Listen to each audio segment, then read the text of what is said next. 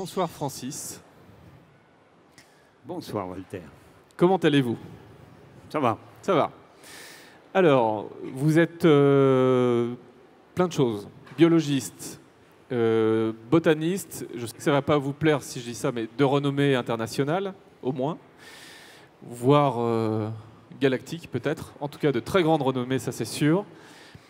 Votre truc, c'est notamment les forêts tropicales, humides. Vous avez enseigné pendant de longues années, vous poursuivez vos travaux, vous écrivez beaucoup, vous dessinez beaucoup aussi. Vos dessins, quelques-uns de vos dessins sont visibles sous la nef un peu plus loin, pour ceux qui ne les auraient pas encore vus. Et c'est notamment en s'appuyant sur ces dessins que vous essayez de communiquer vos connaissances sur l'architecture des arbres, dont on ne va pas trop parler là, parce que justement, il nous faudrait ce matériel, et puis parce qu'on a un échange qui va être de 3/4 d'heure environ avec le public. Mais d'une part, il y a vos dessins qui sont visibles là-bas, et par ailleurs, vous avez aussi beaucoup de conférences et de cours qu'on peut trouver sur Internet. Donc j'invite les aficionados ou ceux qui vous découvrent et qui voudraient en savoir plus à faire leur recherche. La matière est très très dense. Alors votre sujet c'est l'arbre, vous avez aussi participé à l'écriture du film avec Luc Jacquet, Il était une forêt, qui vient d'être projeté au 14A. Vous avez écrit de nombreux livres, vous m'avez cité notamment l'Atlas de botanique poétique. C'est le dernier. C'est le dernier. Est-ce que vous pouvez en dire un petit mot? Qu'est-ce que vous avez voulu faire passer comme message dans ce livre? Oui, c'était une demande d'Artaud. Ils m'ont demandé de mettre noir sur blanc mes expériences botaniques les plus marquantes depuis que je m'occupe de plantes tropicales. Alors je leur ai fait ce petit bouquin, mais je leur ai dit, vous savez, je peux en faire 4 ou 5 pareils. Hein. Et c'est un bouquin qui plaît beaucoup, qui marche bien. Oui, il marche très bien. Oui, il est joli. Ils ont bien fait le travail. Je peux citer aussi l'éloge de la plante, le plaidoyer pour l'arbre. Je peux citer dans un autre registre, si on prend de la hauteur, le radeau des cimes. Vous avez co-inventé le radeau des cimes, ce radeau qui vole, qui survole la canopée. C'était quoi l'idée? Non, c'est pas. Il survole, mais il se pose. Oui. Comme ça, on peut travailler sur la canopée. C'est un vieux rêve, ça. Ça, c'était 1984, l'invention. Attendez, un petit détail là-dessus. C'est en 82 qu'il a été démontré que les canopées tropicales, c'était l'endroit le plus vivant du monde. Alors, il m'a fallu 2 ans pour aller travailler là-haut. Voilà. D'accord. Et le radeau des cimes, qui a fait sa dernière sortie au Laos, oui, en 2012, oui, s'apprête, on espère bientôt, à faire une nouvelle sortie en Birmanie. En Birmanie, Myanmar. Oui. Myanmar. Qu'est-ce que vous iriez faire là-bas? J'irai prendre mon premier contact avec ces forêts. C'est un pays que je connais mal et je sais qu'il y a des forêts très très différentes entre le sud et le nord. Les gens du pays, les officiels ne connaissent absolument pas leur biodiversité. Et donc voilà, le moment est venu. C'est eux qui nous le demandent, hein, de faire le recensement de ce qu'ils ont. D'accord. Vous êtes prêt à partir là? Totalement, oui. Il faut mettre un peu de gazole dans le moteur, c'est ça? Dans le réservoir plutôt? Dès que c'est fait, vous partez? Oui. Ok. Alors, comment se portent les arbres globalement sur notre planète aujourd'hui? Comment se portent les arbres? Je vais vous dire un truc qui va peut-être pas vous faire plaisir. Si nous disparaissions, ils nous pleureraient pas. Les arbres, c'est un peu méchant ce que je vais dire. Nous ne sommes pas leur principal ennemi, nous sommes leur seul ennemi. Alors, bien sûr, quand je dis ça, il y a des forestiers qui ne sont pas contents. Mais en réalité, qu'est-ce qui se passe dans les forêts tropicales? Les coupeurs de bois, ils prennent les arbres les plus grands, les plus gros, les plus beaux, c'est-à-dire ceux qui vont leur permettre de gagner le maximum de fric dans le minimum de temps.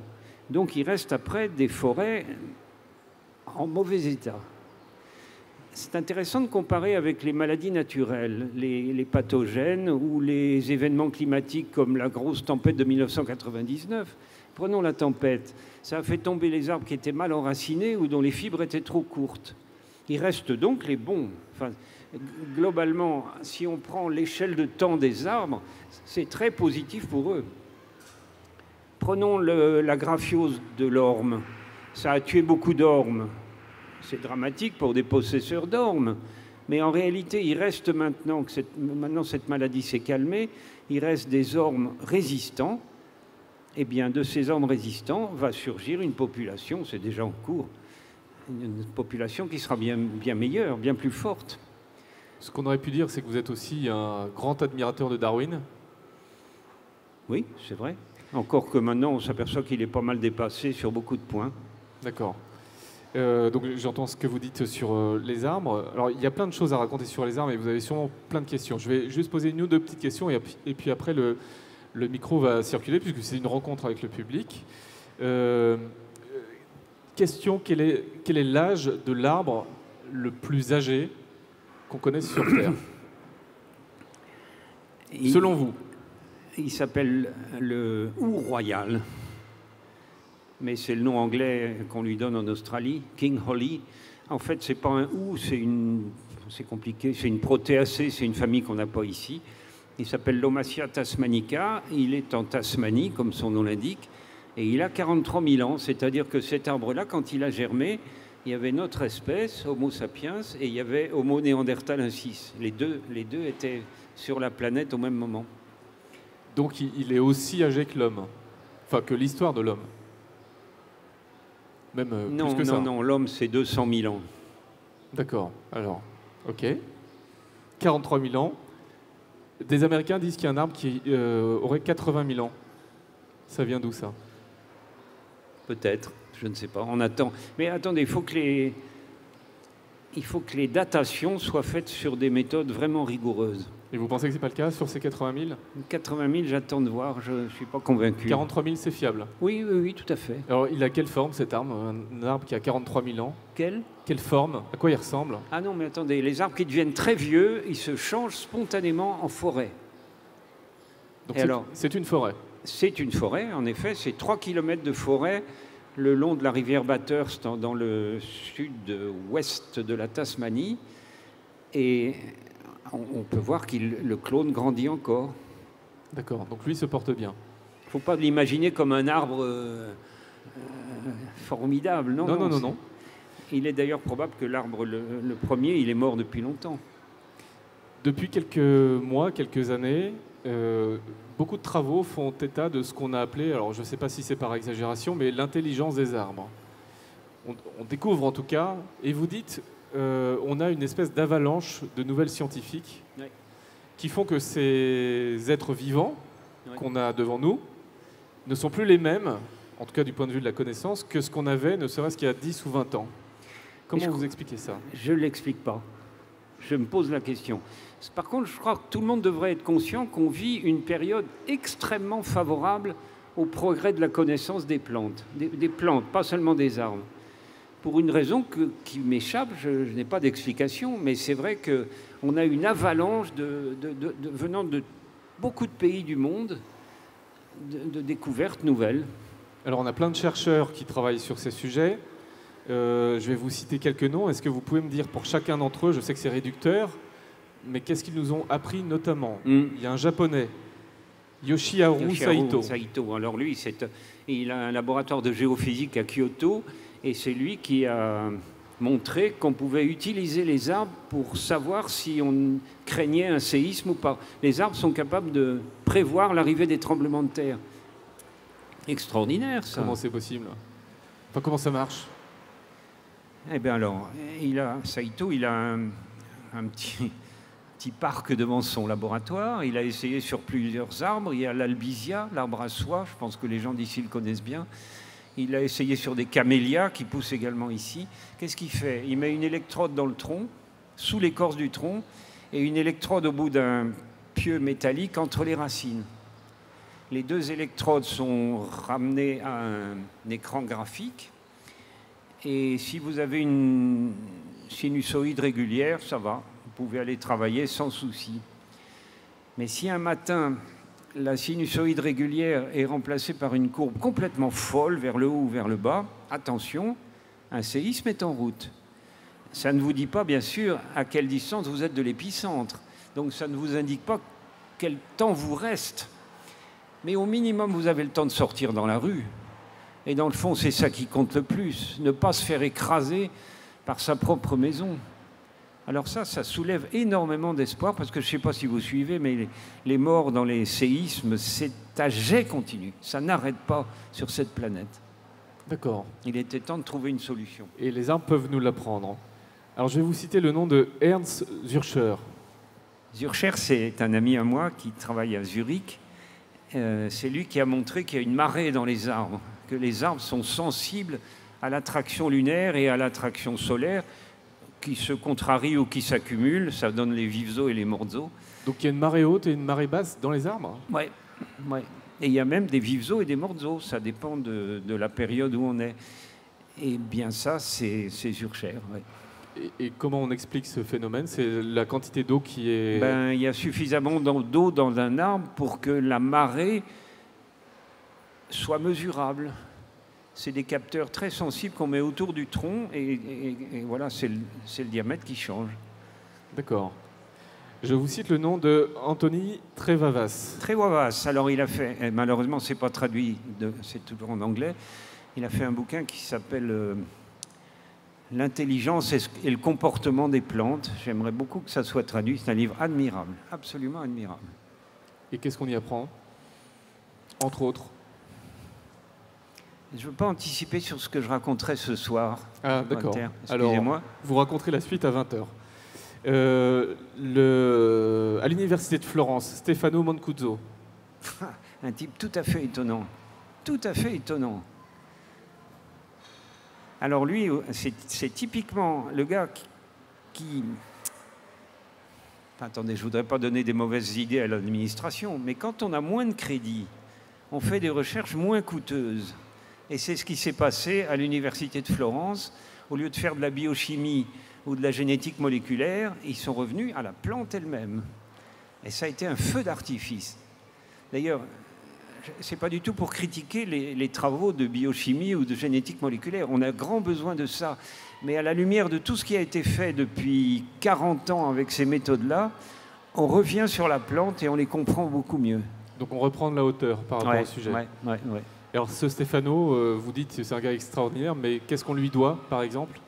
Ça aussi, je raconterai ce soir. Dites donc, vous nous faites saliver. Excusez-moi. Hein. Bon, alors je vais vous poser une ou deux questions, puis après on va dans le public, parce que je vais quand même avoir quelques réponses. D'abord, j'ai cru comprendre que dans une plante ou dans un arbre, alors dans le corps humain, il y aurait une centaine d'organes. Moi, je ne suis pas médecin, mais... Moi non plus. C'est ce qu'ils me disent. C'est ce qu'ils vous disent. Dans une plante, il y a 3 organes. Et pourtant, vous dites que la faculté d'adaptation des plantes et des arbres est peut-être très supérieure à la nôtre. C'est-à-dire qu'ils ont toutes nos fonctions, y compris l'intelligence, mais sans les organes correspondants. Une intelligence sans cerveau. C'est étonnant, mais ça marche. Où se situe-t-elle? Elle est diffuse dans toutes les cellules. Dans chaque cellule? Dans chaque cellule. C'est pour ça que vous les appelez, genre les notes totipotentes. C'est d'abord décentralisé. Nous, on est des organismes vivants centralisés, avec beaucoup d'organes. C'est dangereux parce que dans les organes, il y a des organes vitaux. S'il est touché, on tombe. Voilà. Alors ça marche quand on est mobile, comme vous et moi, ou comme sont les animaux. Ça ne peut pas marcher avec un arbre.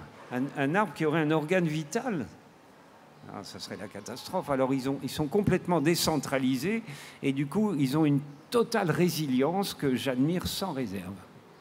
Vous pouvez arracher la moitié de la couronne d'un arbre. C'est pas beau, mais ça ne va pas le tuer.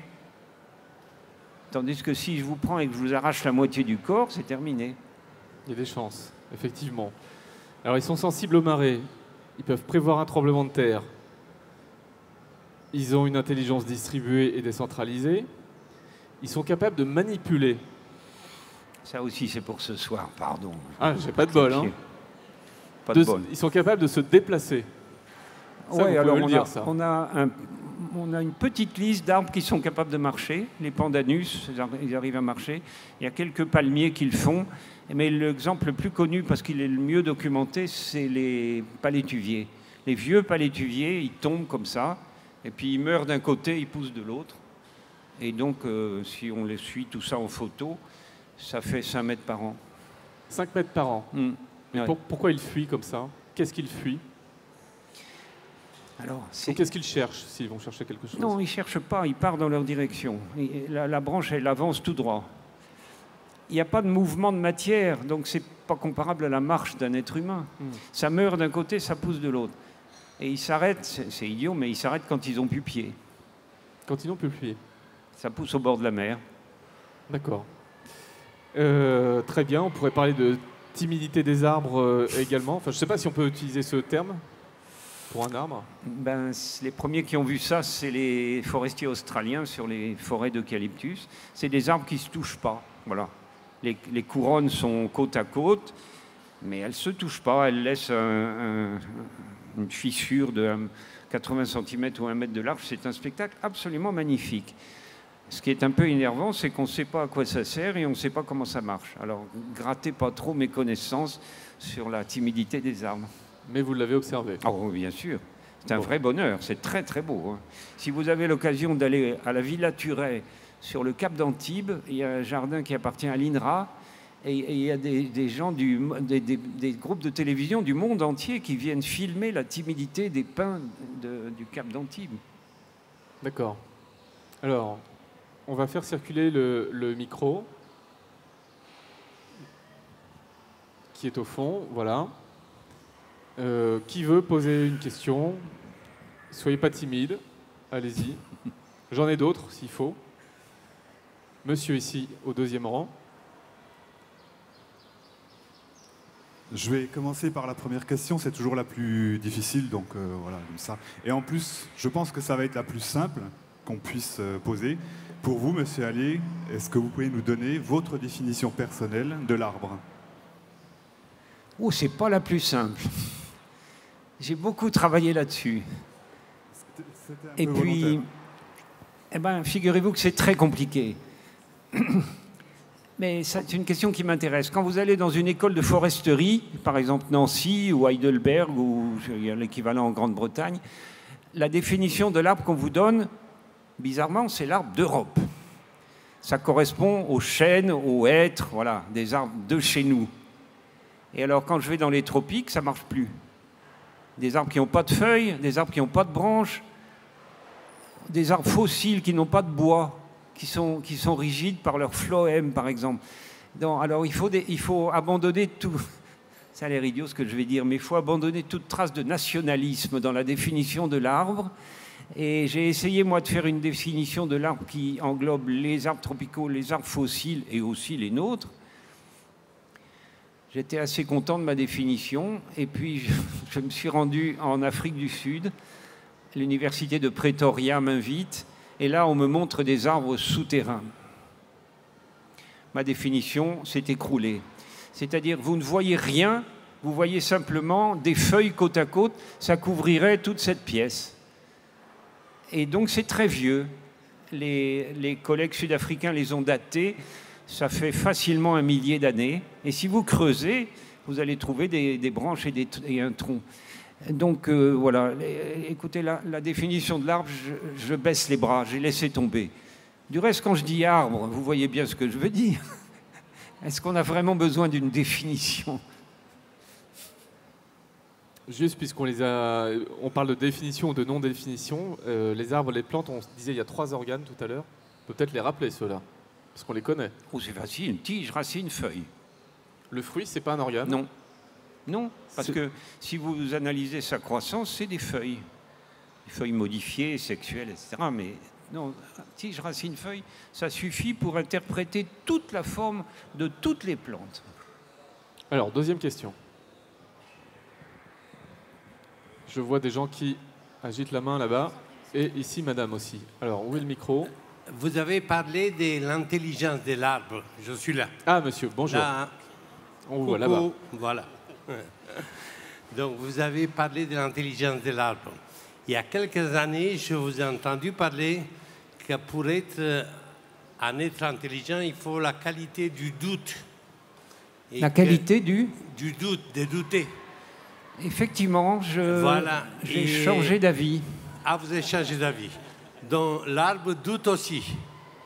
Non, c'est pas l'arbre qui doute, c'est moi. Non, Non, parce que la métaphore me plaît beaucoup. Parce qu'on dit que les hommes sont intelligents, mais il y en a beaucoup qui ne doutent jamais. Ah, Donc il s'agit de l'intelligence ou pas. Je ne suis pas sûr qu'on puisse parler d'intelligence si on ne doute jamais. Ce que vous avez dit il y a quelques années. Oui, eh bien écoutez, j'ai mis longtemps à me rallier à l'utilisation du mot intelligence. Je voudrais vous expliquer pourquoi. Les faits étaient là, mais quand je vais chercher dans un dictionnaire ce que veut dire intelligence, je m'aperçois qu'il faut être un être humain. Il faut un cerveau, il faut un langage, il faut pouvoir se déplacer. Ben, les plantes, elles ne rentraient pas dans la définition, voilà. Alors sur cette forme d'intelligence des plantes, juste pour aller encore au bout de la question, est-ce qu'on peut dire que puisqu'elles ne sont pas intelligentes au sens où on l'entend, mais qu'il y a une forme d'intelligence, est-ce qu'il y a une forme de doute de leur part? Non, pas de leur part, je ne crois pas. Oui, enfin, elles sont très, très disposées à faire des essais et à reconnaître leur erreur. Ça, c'est certain. Oui, en ce sens. Donc ça satisfait à la définition de l'intelligence. Et puis, pour répondre à votre question, monsieur, j'ai un ami canadien qui s'appelle Jérémy Narby, qui m'a dit « Attention, c'est un être humain qui a rédigé la définition dans le dictionnaire. » Et tous les juristes vous le diront, quand on est juge et partie, c'est la porte ouverte au pire abus. Voilà, vous avez votre réponse. On en est là. Alors, madame, ici avait levé la main, monsieur ensuite, là-bas. Voilà. Bonsoir. Moi, j'aurais voulu savoir qu'est-ce qui vous émeut le plus dans un arbre? Difficile à dire. C'est plein d'impondérables. Et puis, ça dépend des jours, ça dépend de l'éclairage, ça dépend de beaucoup de choses. En tout cas, ce qui m'intéresse le plus, et je crois ce que j'ai trouvé de plus émouvant, c'est de passer la nuit sur une forêt équatoriale, au sommet. Ça, je le souhaite à tous mes contemporains. D'ailleurs, si on arrivait à faire passer la nuit à des grands directeurs d'entreprises de déforestation, ils ne toucheraient plus à la forêt. Ça, j'en suis sûr. C'est d'une beauté insoutenable. Il faut que vous les emmeniez dans le radeau des cimes. Mais ils ne veulent pas. Pourquoi ils ne veulent pas? Ils n'ont pas le temps, c'est des gens sérieux. Sont-ils aussi sérieux que ça s'ils n'ont pas le temps? En tout cas, ils n'ont pas pris le temps. Voilà, c'est notre prochain défi. Il y avait une question là-haut, monsieur. Oui, bonsoir, monsieur Allais. Je voudrais savoir ce que les hommes ont à tirer comme leçon des arbres. Je crois qu'on leur doit beaucoup et qu'on ne leur aura pas rendu.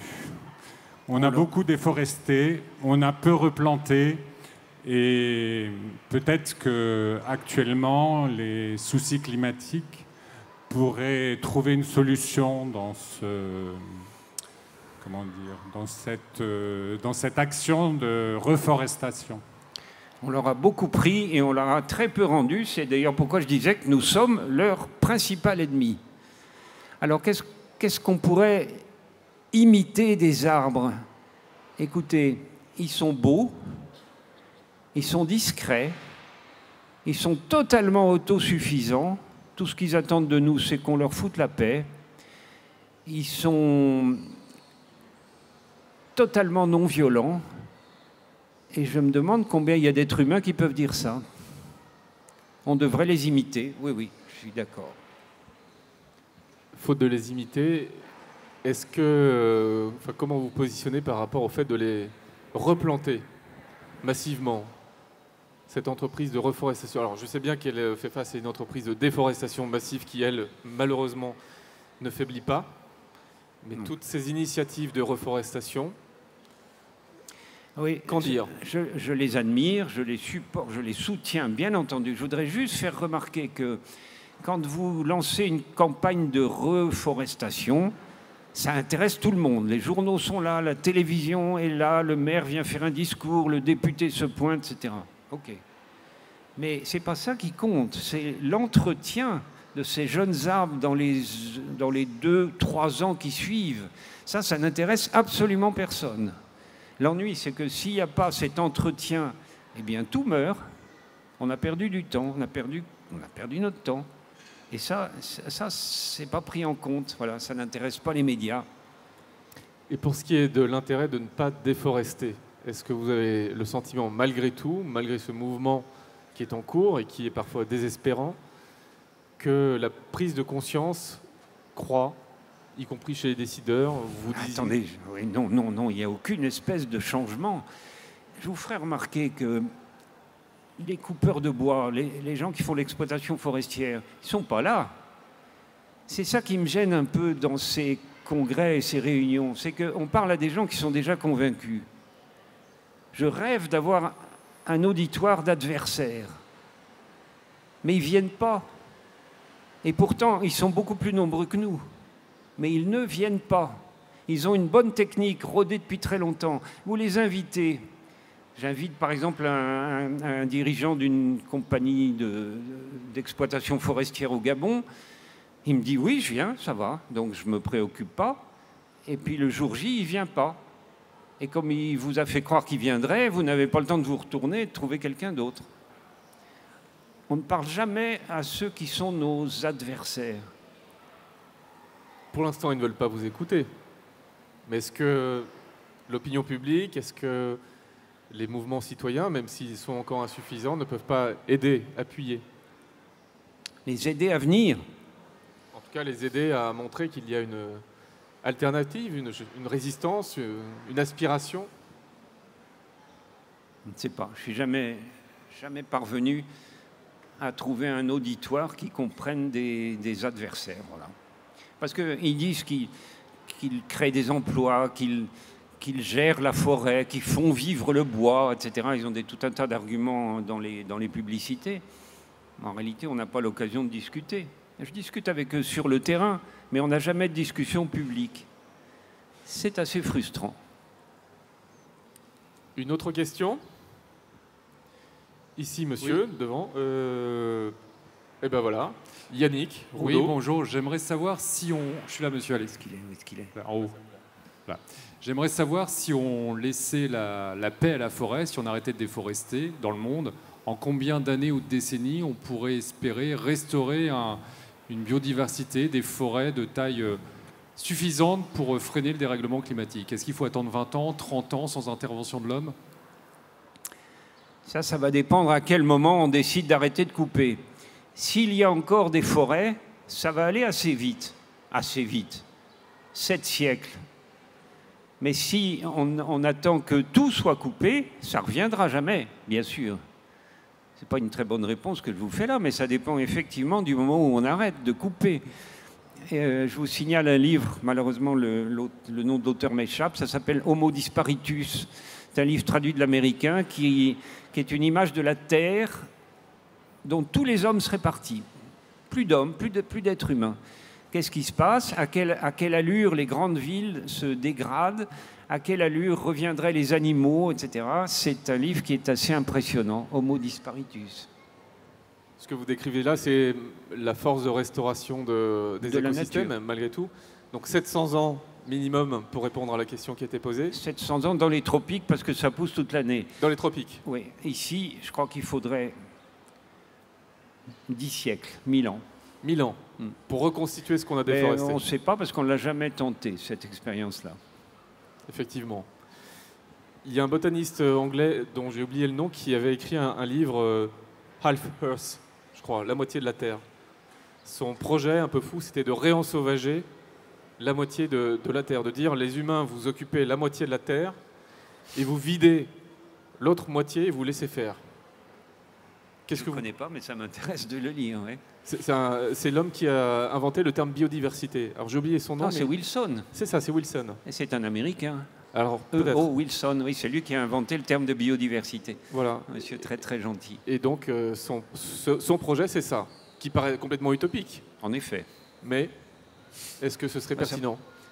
ben, je ne vois pas de quoi vivrait la moitié qui n'a pas d'arbres. Alors donc on doit coexister avec l'arbre, malgré tout.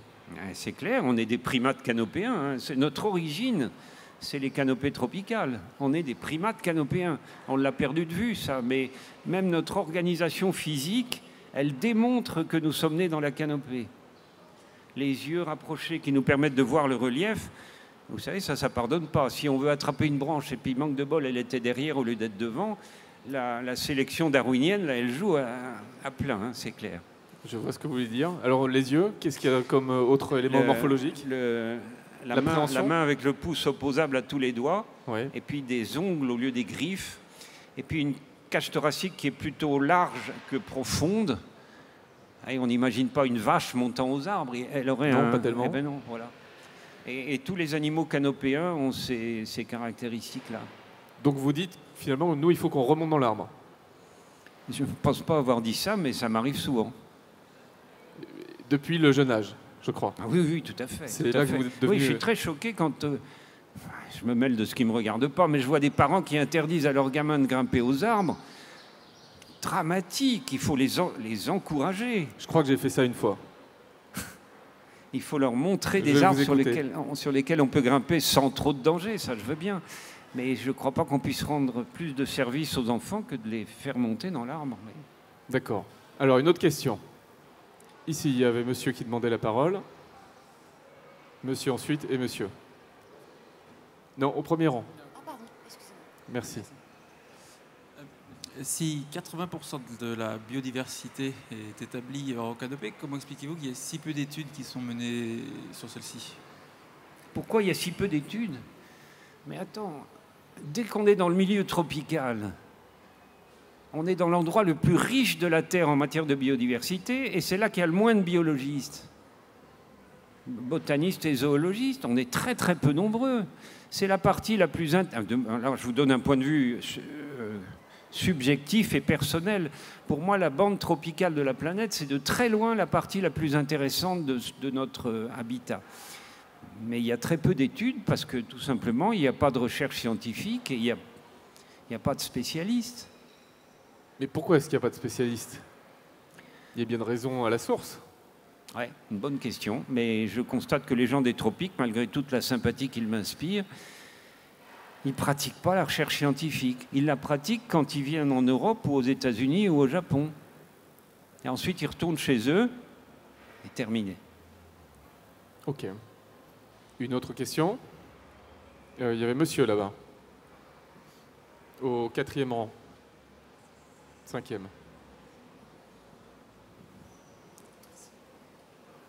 Oui, bonjour. Alors, ce n'est pas tellement une question, c'est plutôt un encouragement, mais comme on est dans un échange, je voudrais revenir sur un sujet qui fâche un petit peu, c'était la déforestation. On a beaucoup parlé des arbres qui étaient coupés, on n'en a pas tellement parlé sur les arbres qui étaient brûlés. Et en ce moment, c'est plus la mode, notamment à Bornéo. Il y a une grande partie de l'île qui est en train de partir en fumée pour la culture de l'huile de palme. Donc on ne prend même pas la peine de couper les arbres et de les exploiter. On les brûle pour pouvoir ensuite planter les palmiers. Je voulais simplement vous encourager à continuer à faire des livres et à faire des films, parce que c'est comme ça qu'on... Ah, j'ai une coupure de micro. C'est comme ça qu'on sensibilise les gens et qu'on les intéresse. Et si ils ne sont pas sensibilisés, les grands de ce monde, enfin les grands, ceux qui sont un peu plus au-dessus de nous, ils se permettent de faire ce qu'ils veulent et personne ne leur dit rien. Donc c'est bien de continuer à sensibiliser les gens, je pense. C'est gentil. Est-ce que vous connaissez le nom de Krachberg? Oui. Parce que voilà un monsieur qui était... Bon, d'abord, quand il était gamin, il a été dans le ghetto de Varsovie, je crois, et il a vu tout brûler autour de lui.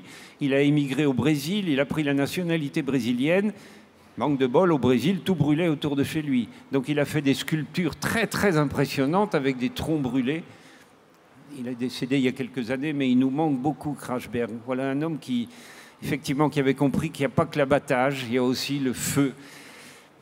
Un endroit dont on ne parle pas assez et qui, je crois, est particulièrement répugnant dans ce domaine-là, c'est la Tasmanie.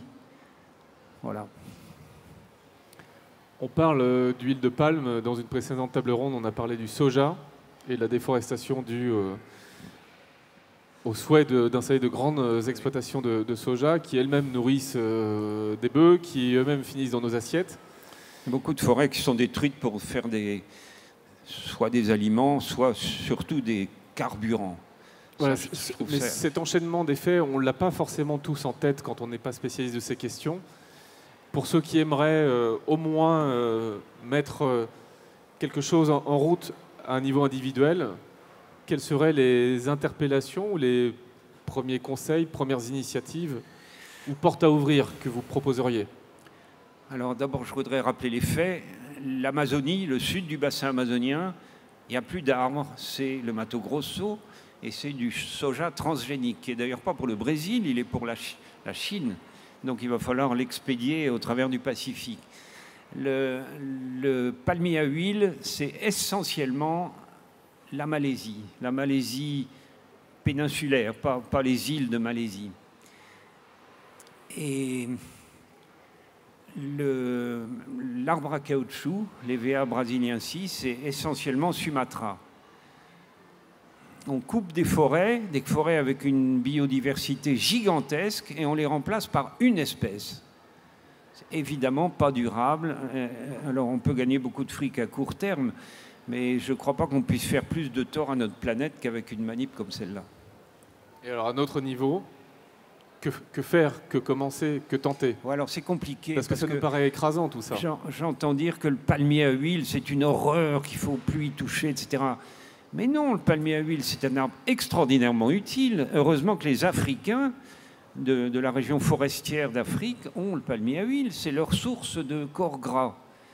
L'erreur, vous voyez, c'est de rajouter ces corps gras-là à notre alimentation qui est déjà trop riche en lipides. Mais moi, je ne veux pas dire du mal du palmier à huile. C'est un palmier parfaitement honnête et qui sauve la vie actuelle de l'Afrique. Pour l'alimentation africaine, oui. Pour la nôtre, non. Non, le Nutella, moi, ouais. Bon, vous n'êtes pas fan? Non. Ok. Vous êtes un des rares. Hein. Je sais. C'est de la drogue dure, le Nutella. Donc, l'alimentation, vous parliez des carburants. Ah oui, alors Quel est notre pouvoir quand une usine dans le sud de la France incorpore petit à petit de l'huile de palme? Que faire? Quel est notre pouvoir? Près de Marseille, aucun. Aucun. On peut rouspéter. Heureusement qu'on a encore le droit de rouspéter, mais il ne faut pas se faire d'illusions. Ça n'aura pas d'incidence. Il faudrait... C'est un truc qui me gêne. On est tous pleins de bonne volonté. On essaye de faire passer nos points de vue. Mais on est isolés et on n'a donc aucune force. On n'est pas des lobbies. En face de nous, on a des industriels très riches et bardés d'avocats. Donc on a toujours le dessous. C'est vrai en gros et en détail, ça. On ne peut pas s'y résigner tout de même. Ah non, il ne faut pas me demander de me résigner. Mais je crains que ça ne change rien à l'avenir. Bon. D'autres questions? Monsieur, est-ce qu'on peut avoir un micro pour monsieur?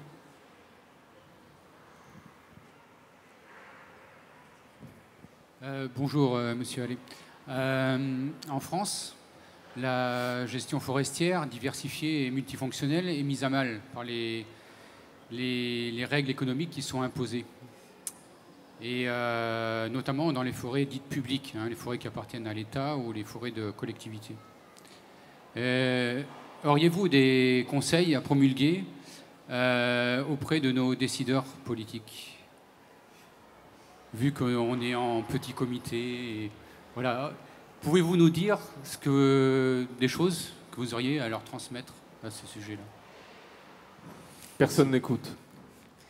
Oui, je suis très choqué aussi par ça. Ce qui avait fait la bonne réputation des forestiers dans notre pays, c'est qu'ils savaient gérer indéfiniment une parcelle forestière. Indéfiniment, c'est-à-dire qu'on pouvait sortir du bois génération humaine après génération humaine. Ça, ils savent parfaitement le faire. Et puis, à un moment, l'appât du gain a pris le pas sur tout ça, et on leur a demandé de produire de l'argent vite, vite, vite. Bon. Et ça serait peut-être bon de rappeler qu'il y a eu beaucoup de suicides dans ce métier-là. Des gens qui ne supportaient pas de faire tout d'un coup l'inverse de ce qu'ils avaient fait pendant toute leur carrière. quel conseil peut-on donner? Ce n'est pas une question de conseil, c'est comment faire pour qu'ils écoutent et qu'ils... On peut toujours parler aux politiciens, mais moi, dans mon expérience, ça n'a jamais rien donné. Et si vous les aviez face à vous, qu'est-ce que vous leur diriez? Ben, je leur dirais... Quels seraient vos arguments? Ah ben, je les emmènerais en forêt, oui, je leur montre. Vous leur montrez quoi? Mais je leur montre la forêt, ils ne l'ont jamais vue. Bon, ils ne l'ont pas vue, ils sont peut-être baladés dedans, le bois de Boulogne, mais non, non, il faut avoir vu une forêt. Et c'est comme ça qu'on peut comprendre à quel point c'est précieux. Visitons une forêt la nuit. Dormons dans une forêt la nuit. Ça change tout, bien sûr. Donc, c'est pas tellement de donner des conseils, vous voyez, parce que s'ils ne sont pas réceptifs, on perd son temps à leur donner des conseils. Il faut donc s'arranger pour qu'ils soient réceptifs. Mais là, on se lance dans une entreprise gigantesque. Si vous m'amenez les politiciens, moi, j'en fais mon affaire, mais... Je sens qu'il va y avoir du monde sur le radeau des cimes. Il va falloir faire un... Non, mais je crois qu'effectivement, ceux qui ont eu la chance de monter et de dormir là-haut, ils sont empreints d'un profond respect définitif pour la beauté de la biodiversité qui est là-haut. Ça me fait penser à quelque chose, vous connaissez l'overview effect? L'overview effect. Les cosmonautes, oui. Les 550 cosmonautes qui ont eu la chance d'aller dans l'espace, décrivent tous une sensation qu'ils ont ressentie en découvrant la beauté et la fragilité de la Terre dans l'univers.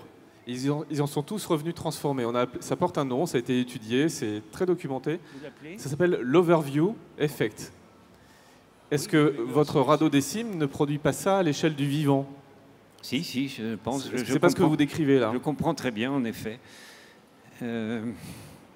Depuis le cercle des poètes disparus, on sait que de monter sur la table, ça change tout le point de vue. Eh bien, monter sur la forêt, je crois qu'on ne la voit plus du tout de la même façon. Et on la voit d'une façon qui est beaucoup plus empreinte de respect. D'accord. Il y a peut-être une piste à creuser. Alors, une autre question. Monsieur, est-ce qu'il y a d'autres... Alors, ouais, madame, vous n'avez pas encore eu la parole, mais j'ai noté, monsieur.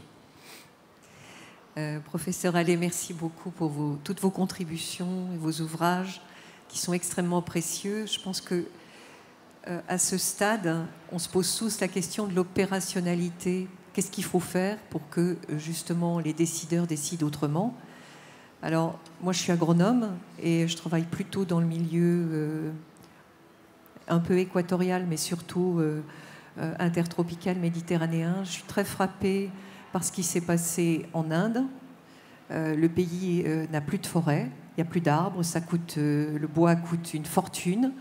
Et clairement, c'est le résultat de pratiques d'utilisation abusive du bois sans avoir la possibilité de replanter correctement.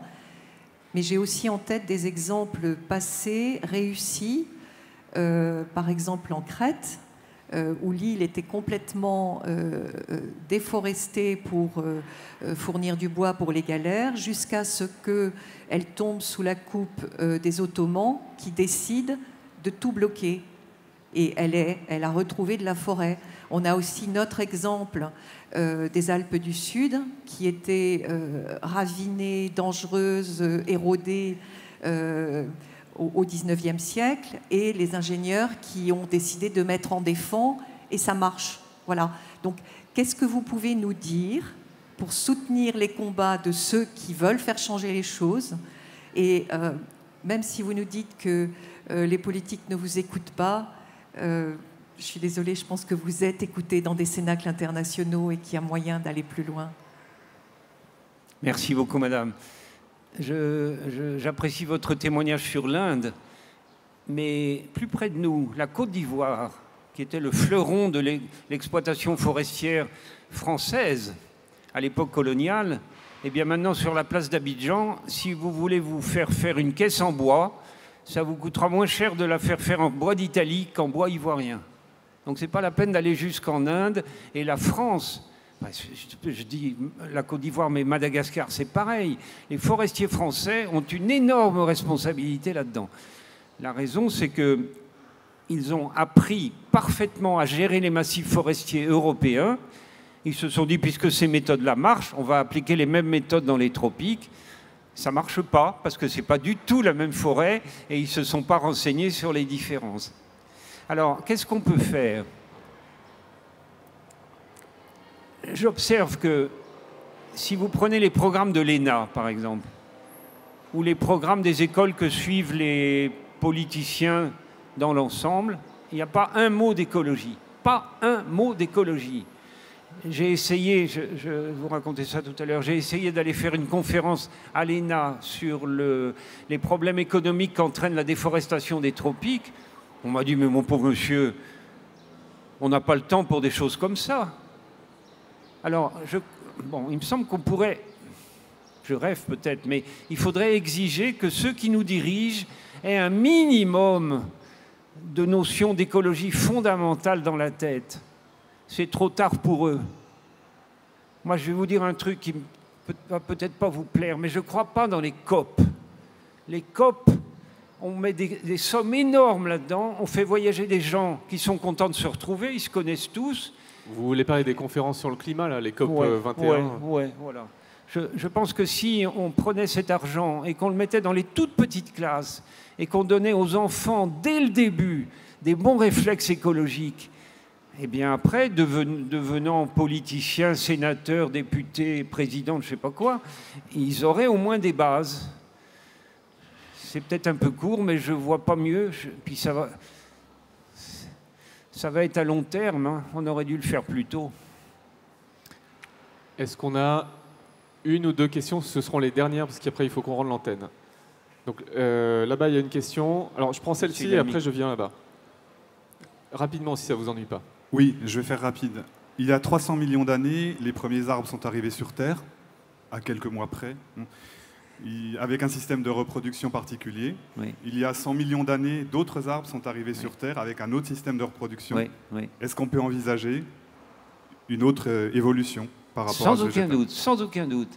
Et on est un certain nombre dans ce métier à se demander d'où va sortir la prochaine vague floristique qui va dominer les plantes à fleurs actuelles.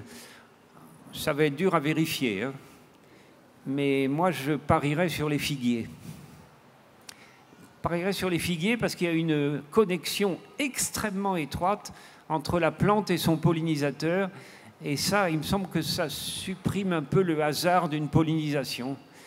Mais enfin, encore une fois, bien malin qui pourrait affirmer quoi que ce soit dans ce domaine. En tout cas, c'est certain qu'il va y avoir une vague floristique qui va remplacer les plantes à fleurs.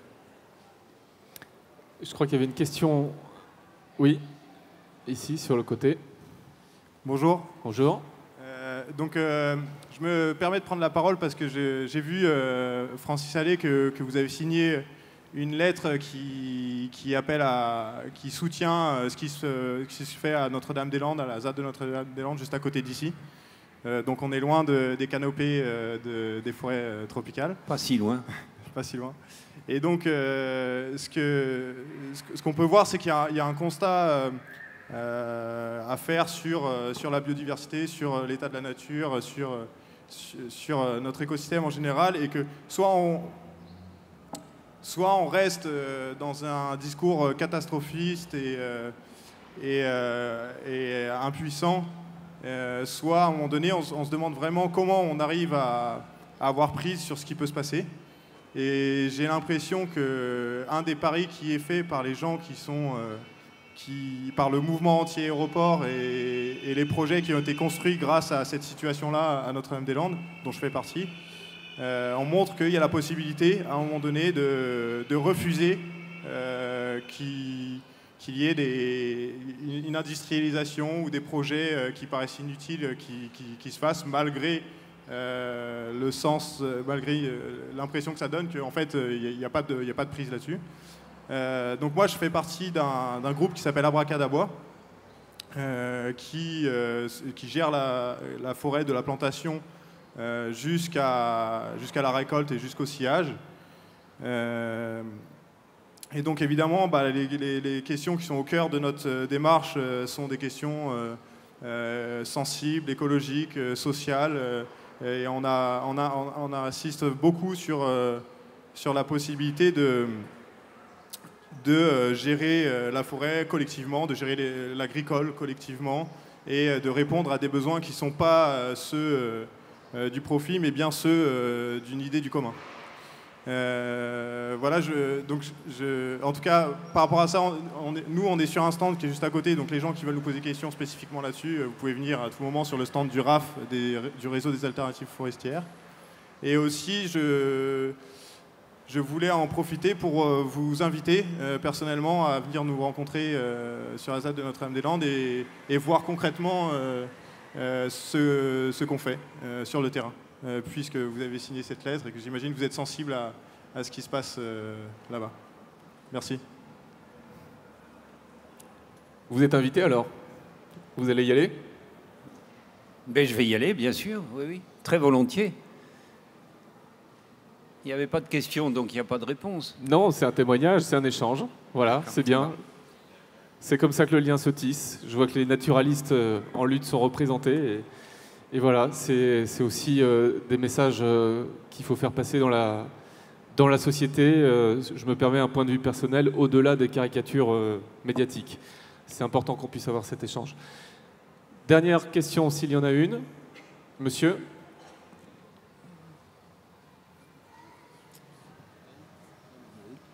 Bonsoir.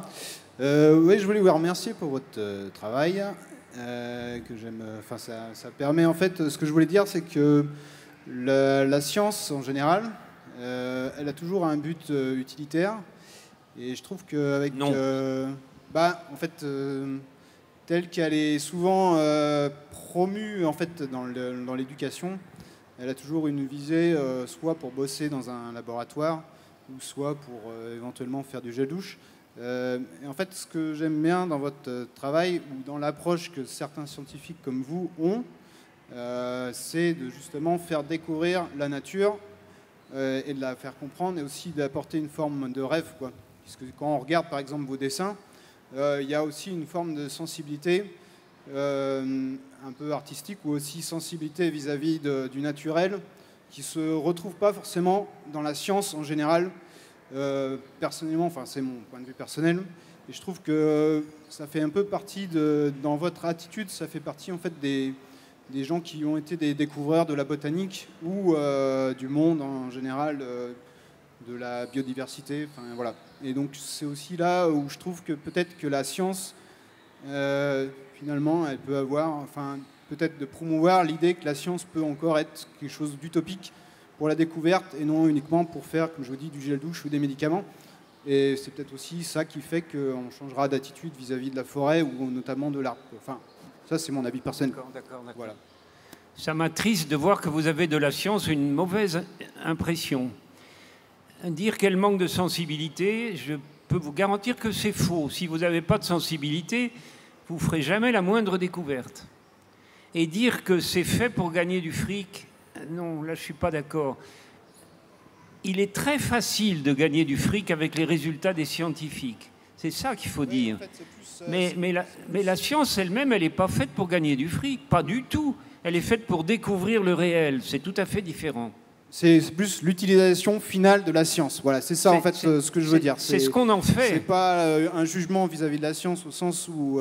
Merci. Voilà, je m'excuse peut-être de l'incompréhension, mais c'est plus que l'utilité finale des découvertes scientifiques en général, qu'elles soient sur la canopée, je pense, ou dans divers endroits. Elle a souvent eu une finalité de faire des épices ou de finir en gel douche ou en effet argan. Mais voilà, bref, voilà. C'est pas de la science, n'est-ce pas? Il faut distinguer les deux. C'est pas de l'amour de la nature, en tout cas. Non. Voilà. Merci. Ouais, juste pour terminer, et merci à vous tous. Et puisqu'on parle de science, il y a quand même un sujet qu'on n'a pas percé, c'est la photosynthèse, qui est une espèce de miracle. Enfin, pas miracle, c'est scientifique forcément, mais... C'est certainement la réaction chimique la plus géniale qui soit apparue sur cette planète. C'est aussi la plus fréquente. Et c'est celle dont nous dépendons tous. Bon, mais je ne vais pas me lancer dans la photosynthèse, sinon on en a pour jusqu'à demain matin. Voilà. Alors je rappelle juste que vous avez quand même renvoyé un certain nombre de réponses à la séquence de 20h tout à l'heure. Donc pour ceux qui veulent avoir les réponses aux questions qui n'en ont pas trouvé ici parce que vous avez entretenu le teasing. Je vais finir par me demander si vous n'avez pas été payé pour ça. Mais ça, c'est pour vous titiller. Donc rendez-vous à 20h avec vous et bien d'autres. Vous verrez, il y a un spectacle, il y a des chants, il y a des témoignages également qui valent le déplacement. On va s'arrêter là, on va rendre l'antenne. Merci 1000 fois Francis Allais pour tout ce que vous faites, pour nous tous, parce que vous êtes quelque part aussi notre ambassadeur. En tout cas, on a senti que quelque chose passait. Et je vous invite tous, ceux qui ne connaissent pas encore, à vous plonger dans les livres, dans les dessins de Francis Allais, notamment ces dessins qu'on trouve là-bas sur l'architecture des arbres. Et si vous le voulez, à nous retrouver d'ici une grosse heure. Merci 1000 fois d'être venus.